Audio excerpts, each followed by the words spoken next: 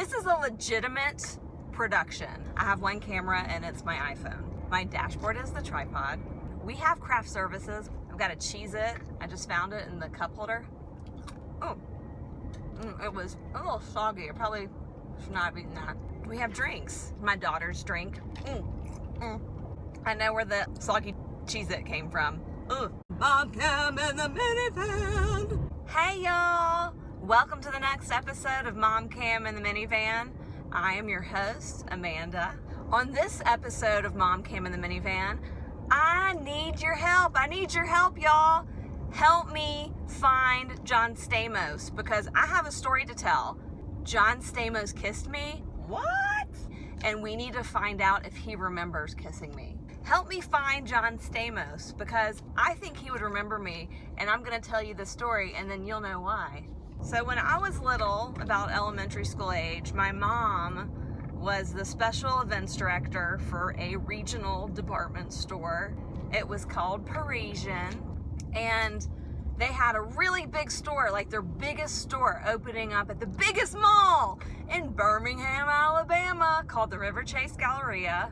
My mom wanted to make it extra special. She wanted to bring in a celebrity to be a part of this big event. So she asked me, 10-year-old Amanda, who should we bring in? She wanted a teen heartthrob, and this was the 80s. So of course, I thought of the person I love the most, my teen heartthrob, Pee Wee Herman. That's not weird to have a crush on Pee Wee Herman when you're little, is it? That's who everyone was in love with when they were 10 years old in the mid-80s. But they ended up booking John Stamos. He had just shot the pilot for Full House. Because my mom organized the event, I got to go backstage and meet John Stamos. I really didn't know who he was. I just knew he was handsome. And all of the interns and the models who were backstage for the fashion show that he was there for, they all wanted his attention too, and so did I. So I pulled out a $1 bill and I said, John Stamos, here's a $1 bill. He didn't want that. Then I found a piece of gum in my wallet and I said, John Stamos, here's a piece of gum. He didn't want that. He was not interested in the gum. And then I dug deep into my vault of knowledge, mostly pulling it from sitcoms in the 80s. One of the sitcom tropes of having celebrity cameos and getting attention from celebrities in sitcoms from the 1980s was that they always tended to show up when someone had a chronic disease. And that's when I had my light bulb moment. So I yelled, John Stamos! I have a tumor. That got his attention. It wasn't appropriate.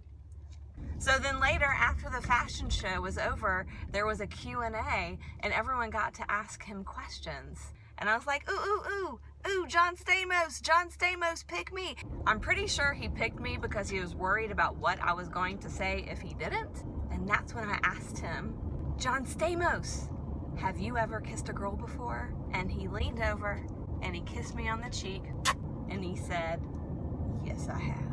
John Stamos is a nice boy and I haven't heard from him ever since then. So help me hear from John Stamos. Forward this video. Do you know him? Forward this video. Do you know his publicist? Forward this video. Do you know his dog walker? Forward this video. I don't even know if he has a dog. Do you know his cat walker? Forward this video. Maybe he's got a guinea pig that he walks and he's got a walker for that you know. Forward the video. Help me, help you, help me find John Stamos for me and prove that this is a true story and that he does remember me.